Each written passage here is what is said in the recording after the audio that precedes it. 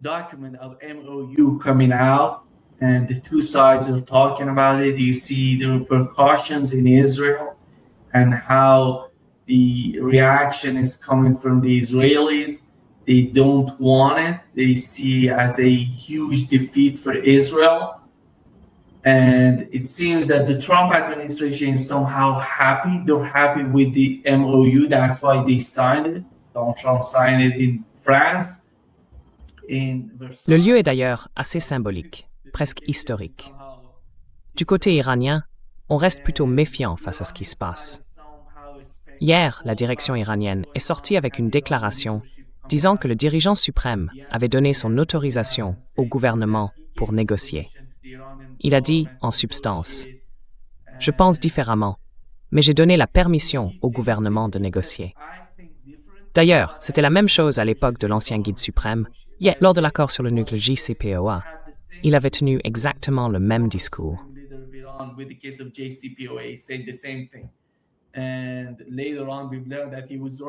Et plus tard, on a compris qu'il avait raison à propos du JCPOA, parce que Donald Trump a tout simplement tout détruit. Il s'en est retiré. Mais aujourd'hui, voilà où on en est. Si on regarde les points du JCPOA, l'un des plus importants, à mon avis, concerne la situation entre Israël et le Liban, le conflit qui continue. Donald Trump essaie de faire pression sur Benjamin Netanyahou. C'est quelque chose de nouveau. C'est nouveau pour Washington. Ce n'est pas une habitude à Washington. C'est vraiment quelque chose de nouveau. C'est pour ça qu'on voit beaucoup de gens débattre et critiquer Donald Trump, en Israël comme à l'extérieur, notamment aux États-Unis. Mais selon vous, comment faut-il comprendre toute cette situation? La manière dont l'Iran intervient et la façon dont les États-Unis essayent de gérer cette réflexion et la complexité au Liban.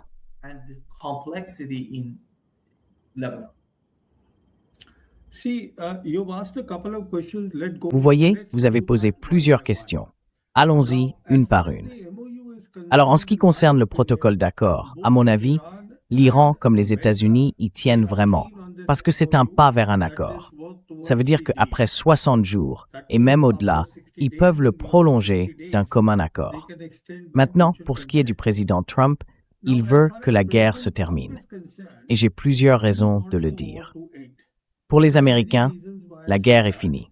Une des raisons, c'est que le président Trump n'a aujourd'hui aucune option militaire, alors que les Iraniens, eux, en ont beaucoup.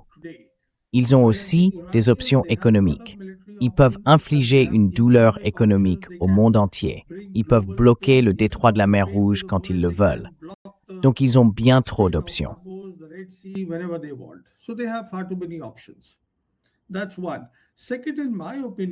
Voilà pour le premier point. Ensuite, à mon avis, le président Trump veut être retenu comme le président de la paix. Souvenez-vous de la stratégie de sécurité nationale de son administration, publiée en novembre 2025. Elle disait très clairement que le président Trump voulait que son héritage soit celui d'un président de la paix. Donc il s'est engagé dans une mauvaise guerre et maintenant il veut en sortir pour préserver cet héritage. Et puis, il y a un autre point. En 2025, le président Trump a rebaptisé le département de la Défense en département de la guerre. Et récemment, on a entendu Pete Hicks, le secrétaire à la guerre, demander au Congrès américain un budget pour 2027, un montant colossal d'1,5 billion de dollars.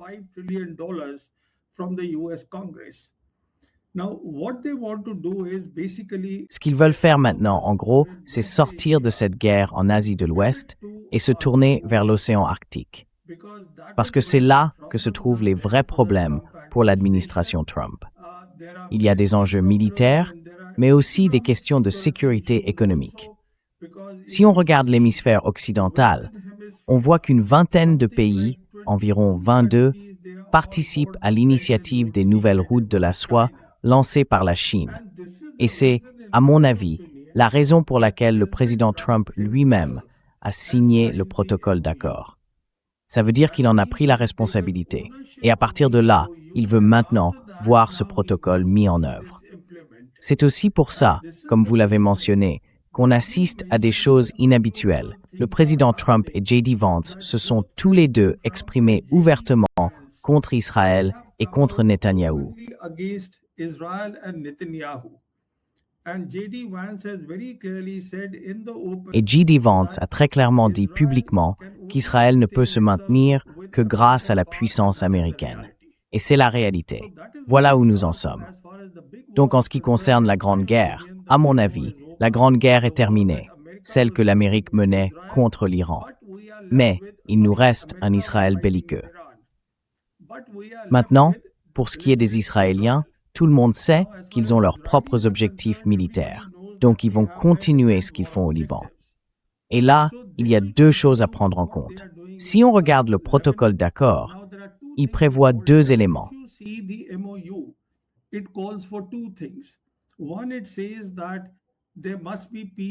Premièrement, il est dit qu'il doit y avoir la paix sur tous les fronts. Cela veut dire que tous les alliés de l'Iran, donc l'ensemble du front de la résistance, doivent se calmer. Ça inclut le Liban et ça inclut aussi un cessez-le-feu au Liban que les Israéliens devraient conclure avec le Hezbollah. Ça, c'est la première partie. La deuxième, c'est que l'intégrité territoriale du Liban doit être préservée. Autrement dit, les Israéliens occupent déjà le sud du Liban. Environ 20% du territoire libanais est sous occupation israélienne. Et d'après les informations, ils sont en train d'y développer leur colonie. Ils ont même modifié leur carte dans cette zone.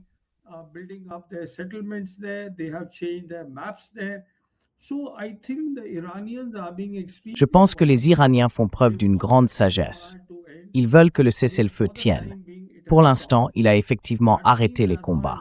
Cela veut dire que pour l'Asie de l'Ouest, on vit dans une situation ni guerre, ni paix.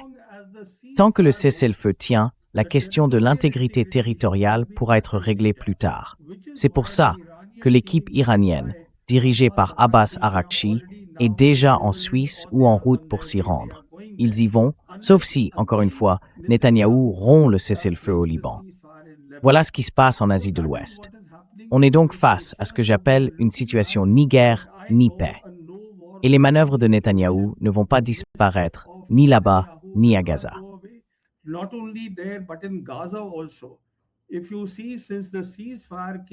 Si vous regardez bien, depuis que le cessez-le-feu a été instauré à Gaza en octobre, Netanyahou, environ 1000 civils ont été tués.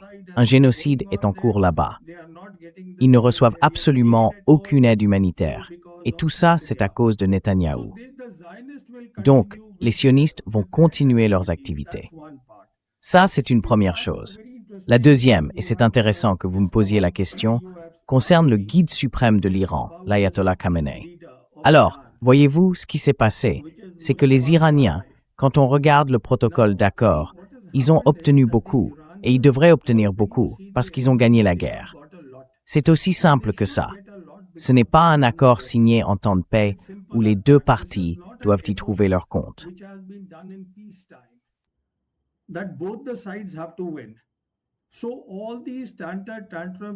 Tous ces accès de colère qu'on voit en Amérique, venant des responsables politiques, des médias, de l'establishment, disant que Trump a donné plus à l'Iran dans le protocole d'accord qu'il n'en a obtenu en retour, c'est sans fondement. Parce que ce protocole est la conséquence d'une guerre qu'il faut le dire, l'Iran a remportée de manière décisive.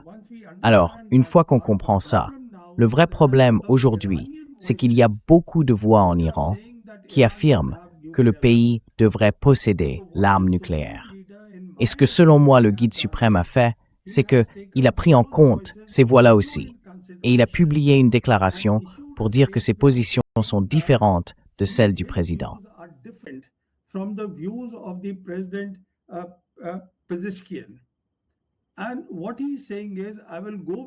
Ce qu'il dit, c'est qu'il suivra l'avis du président parce que c'est lui le chef suprême du Conseil national de sécurité iranien et c'est aussi lui qui a signé le protocole d'accord. Alors vous voyez, ce que les Iraniens doivent comprendre, c'est quelque chose que leurs dirigeants, eux, ont déjà compris. C'est très simple. Ce que l'Iran essaye de faire en Asie de l'Ouest, c'est d'embarquer tout le monde. C'est ça le principe du nouvel ordre mondial. Ça veut dire que tous les problèmes de la région doivent être réglés par les acteurs régionaux eux-mêmes. Autrement dit, tout le monde doit avancer ensemble. Mais si l'Iran obtient l'arme nucléaire, le problème, c'est que la confiance disparaîtra. Les autres acteurs de la région ne feront plus confiance à l'Iran.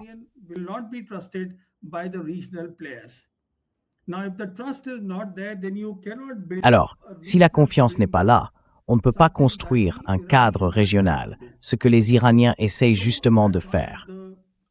Parce que sinon, ce qui va se passer, c'est que l'Iran sera perçu comme une puissance dominante et non comme un pays partenaire, si l'Iran obtient l'arme.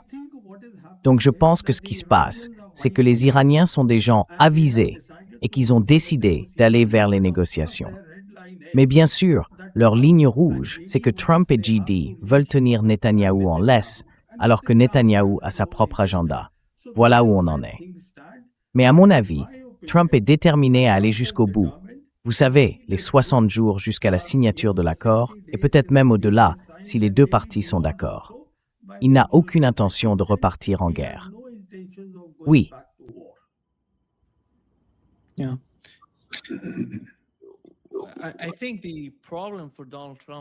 Je pense que le problème pour Donald Trump en ce moment, c'est le Liban et la façon dont il peut gérer le gouvernement israélien là-bas.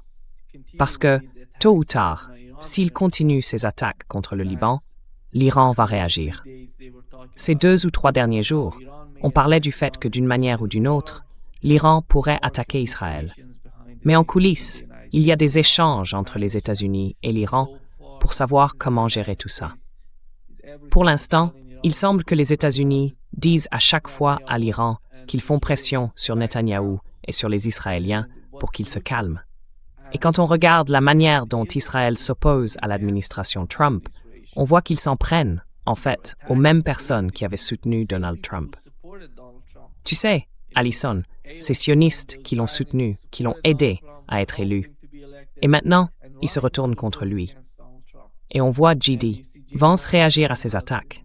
Toi, comment tu vois la situation au Liban dans ce contexte? How do you see that going on in Lebanon? Vous voyez, tout ça va continuer.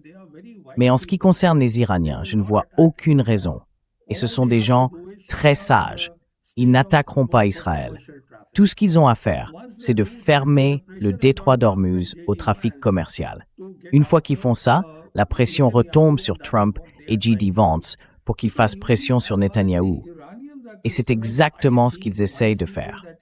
Parce que voyez-vous, du point de vue des Iraniens, je les considère comme des gens avisés. Ils regardent vers l'avenir. À mon avis, ils vont même au-delà de l'accord final. Ils regardent vers Gaza. Ils regardent vers le Hamas à Gaza. Ils s'intéressent même à la question palestinienne. Et ça, à ce stade, ils ne voulaient pas l'inclure dans le protocole d'accord. N'oubliez pas qu'ils ont le soutien de la Chine et de la Russie.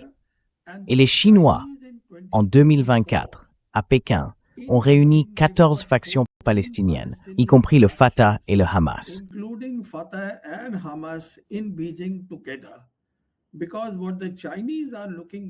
Parce que ce que les Chinois envisagent, c'est une sorte d'autorité palestinienne, d'autogouvernance.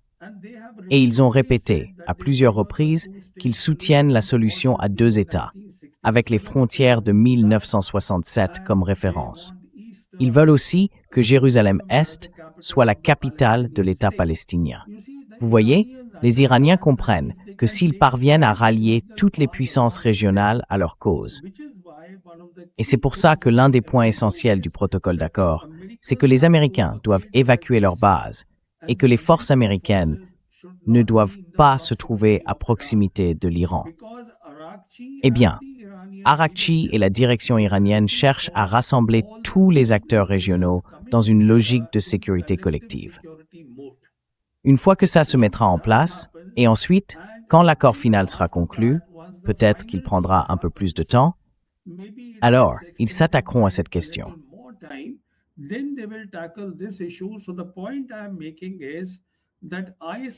Ce que je veux dire, c'est que je vois, dans l'année ou les 2 années à venir, avec ce nouveau cadre régional, la possibilité que la question palestinienne soit enfin prise très au sérieux.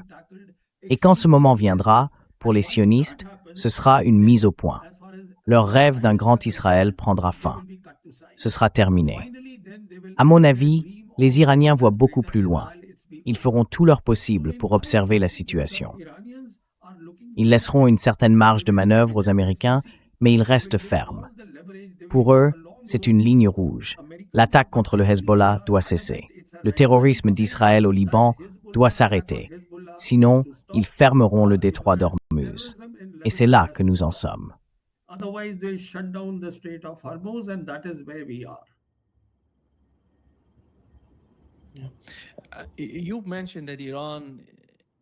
Vous avez mentionné que l'Iran ne cherche pas à devenir l'hégémonie de la région, que le peuple iranien ne veut pas de ça. Je suis tout à fait d'accord, parce que je n'ai vu aucun signe montrant qu'ils en ont l'intention.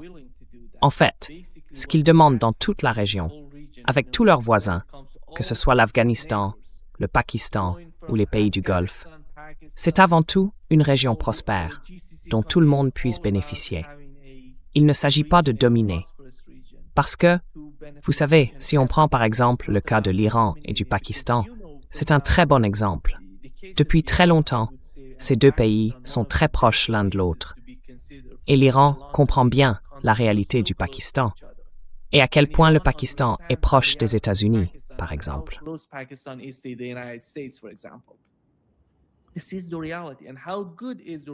C'est ça, la réalité. Et quelle est la qualité des relations entre l'Iran et le Pakistan? Si on regarde tout ça ensemble, on voit bien qu'il n'y a aucun problème pour l'Iran. Même le gouvernement omanais est dans la même situation. Le sultanat d'Oman entretient d'excellentes relations avec les États-Unis. Il y a une base américaine sur son territoire, mais ils n'ont pas été attaqués pendant cette guerre. Parce que l'Iran respecte les pays qui respectent sa souveraineté. Et c'est là tout le problème avec les pays du Conseil de coopération du Golfe, où les bases américaines sont utilisées contre l'Iran. Donc non, ce n'est pas une puissance hégémonique dans la région. C'est un pays qui veut simplement se définir comme un État prêt à coopérer avec les autres puissances régionales.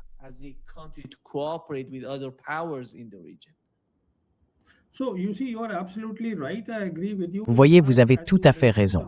Je suis d'accord avec vous. En fait, comme vous l'avez mentionné, à propos des relations entre l'Iran et le Pakistan, il faut aussi se rappeler que dans la version iranienne du protocole d'accord, ils l'ont appelé le mémorandum d'Islamabad. Autrement dit, pour les Iraniens, dans le nouveau cadre régional qu'ils essayent de construire avec l'aide de deux grandes puissances, la Chine et la Russie, le Pakistan aura un rôle très important et central à jouer en Asie de l'Ouest, dans ce cadre régional. C'est pour cela qu'ils ont spécifiquement mentionné le Pakistan. Parce que si on regarde vers l'avenir, on voit bien que l'un des points essentiels de ce protocole, c'est que les forces américaines doivent s'éloigner de la proximité de l'Iran.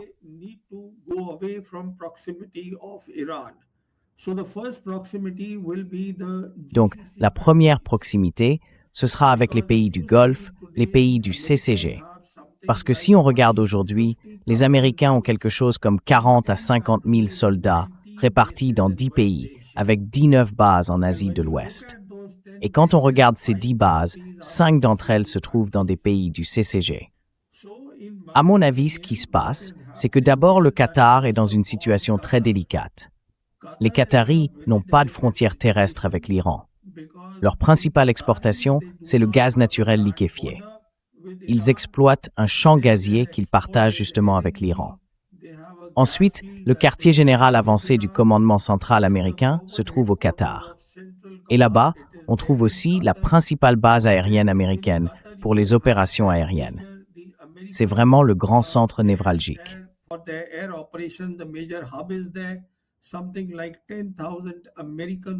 Il y a environ 10 000 soldats américains stationnés au Qatar.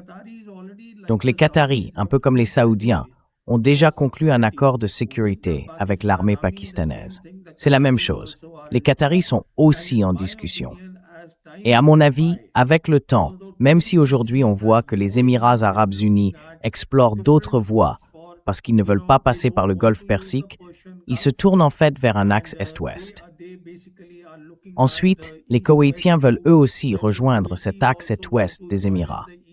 Donc au final, je pense qu'il y a une vraie possibilité de voir émerger un cadre régional. l'Iran a remporté la guerre contre la plus grande puissance militaire du monde, les États-Unis.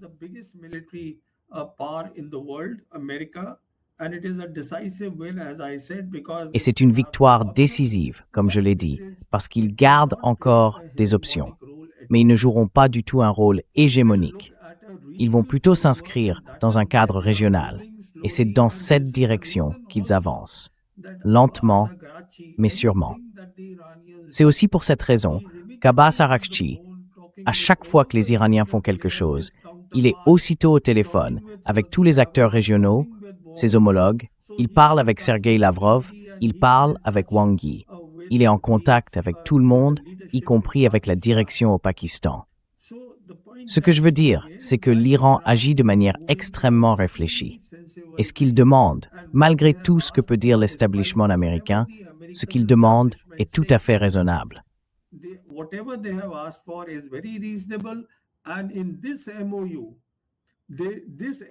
Et dans ce protocole d'accord, ce qui est important, c'est que ce qu'ils demandent, c'est le strict minimum. Ils ne s'en écarteront pas. Sinon, pour eux, ils ont la possibilité de fermer le détroit d'Ormuz. Et du côté américain, quand on regarde l'establishment américain, on voit leur direction politique, leurs commentateurs, leurs analystes de haut niveau, leurs médias, leurs think tanks. Tous ces gens vivent dans leur propre bulle. Ils continuent de croire que l'Amérique est la seule superpuissance au monde, que le monde est unipolaire. Mais le monde a changé. Il n'est plus unipolaire. Ils doivent le comprendre. Ils doivent comprendre qu'aujourd'hui, on vit dans un monde multipolaire, avec 3 grandes puissances, et que l'Amérique n'est que l'une de ces 3 grandes puissances.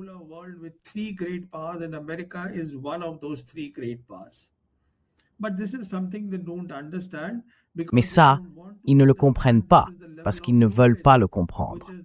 C'est ce niveau d'arrogance qu'on trouve chez les Américains. Ils refusent d'admettre que le monde est entre 2 ordres, qu'un nouvel ordre mondial est en train de se former. Et c'est là que ça devient vraiment intéressant, et j'aimerais prendre une minute pour l'expliquer. L'ordre mondial actuel, celui dont on parle, est un ordre hégémonique. Il repose sur 2 forces exceptionnelles de l'Amérique, sa puissance militaire et le dollar, qui sert de monnaie de réserve mondiale. Cet ordre est un ordre hégémonique. C'est un système dans lequel l'Amérique fait et défait les règles à sa guise.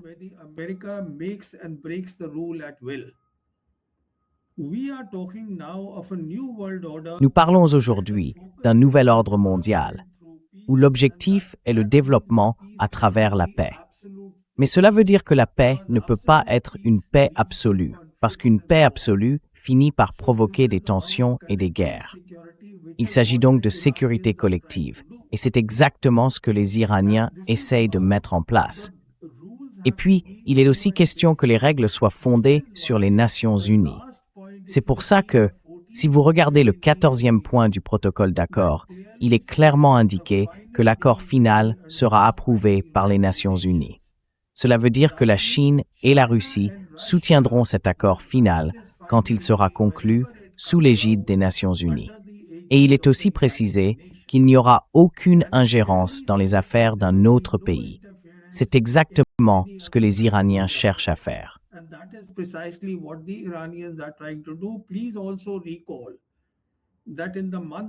Rappelez-vous aussi qu'au mois de mai, Abbas Araghchi s'est rendu à Moscou où il a passé 1h30 avec le président Poutine. Ensuite, il est allé en Chine où il a rencontré son homologue Wang Yi. Et une fois de retour à Téhéran, il a parlé pour la première fois du nouveau cadre régional d'après-guerre. C'est ce cadre régional qui est en train de se mettre en place aujourd'hui.